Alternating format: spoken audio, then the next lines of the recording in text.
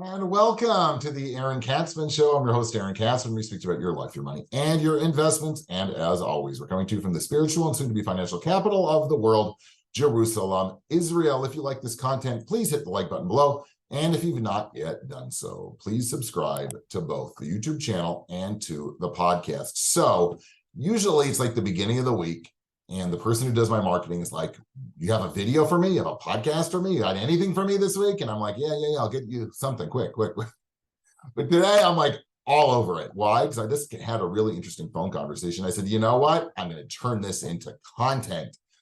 The question is, when you get an inheritance, should you keep that inheritance in your own name? Should you put it into a joint account? This sort of goes into the issues that we've been speaking about. I just recently wrote about sort of planning going forward, planning inheritances or receiving inheritances. This is sort of all the same general topic that's been sort of a theme over the last couple of months. But I got a call today from a lady who inherited quite a bit of money from her parents, from her father who passed away, her last surviving parent. Both of her parents, unfortunately, passed. And she wanted to know what she should do with the money. She goes, it's my money, right? On the other hand, I've got a great relationship with my husband and it really is our money. So what should we do? So I said, I'll tell you what. First of all, there's a lot that goes into putting money. I'm a big believer in having money in a joint account for no other reason that, God forbid, if something were to happen to you and you become incapacitated, right? Not that you die, God forbid, but become, something happens to you where you're not able to make financial decisions. If that money is in your name only, you could really be stuck, and you could be stuck at a time where you really, really need the money, right? When the money is most important to you, whether it's for care, whether it's to pay for specialists, whatever it is, and you can't access the money because it's only in your name and you're not able to communicate with anybody. So that's a big plus, no matter what, to put money in joint name. Plus, if you have a good relationship with your spouse, you should probably share it, right? Just like you share everything else. There's no reason why this shouldn't be included in the finances. On the other hand, there's some people who feel like, you know what, I inherited this money from my parents and it's my money and I'm going to do what I want to do with my money. I have clients like that. It's a reasonable approach. It might not be my personal approach, but it's certainly reasonable. And maybe the parents really wanted you to have the money.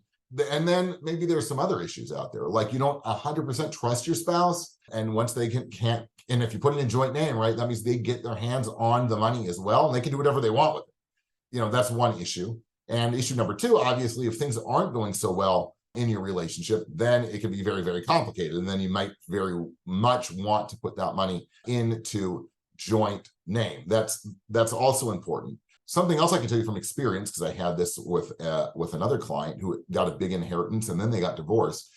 Try and keep a paper trail of where that inheritance comes from, because when it ends up in court, it could be that the other side starts demanding they want half of that money. Now in Israel, I'm not a lawyer, but I don't even want to say what I was going to say, because I thought that if you can prove that it's your own inheritance, the money is yours, but I might be wrong. But I do know that I got brought into it and I had to actually, I wasn't exactly file a brief, but I had to respond to questions from both sides, from both attorneys. My compliance department got involved. It was a real headache for me, and it was a real headache for the person who actually inherited the money.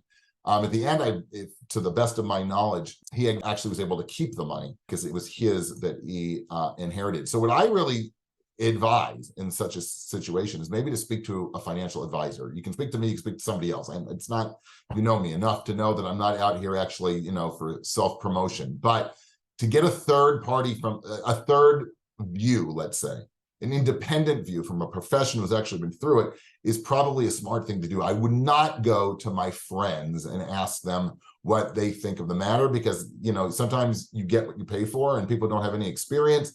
Mean well, but they're going to give you pretty lousy advice. I think I laid out a lot of the issues before you, right? Just to summarize, the advantages of putting in a joint account, obviously, it's if you have a good relationship, everything, right? That's part of your financial life, just like the rest of your married life is joint, and it should be joint. And number two, and a technical issue, but it could be really important, and that's why I usually encourage people to have joint investment accounts, is that if you were to become incapacitated, again, that's when you really, really might need the money and you're not able to access the money because you can't communicate with anybody, with your advisor or whoever, to release that money for you. So those are two big advantages to have it in joint name. The reasons you want to keep it maybe an individual name, again, that might be either the wishes of the parent who left the money.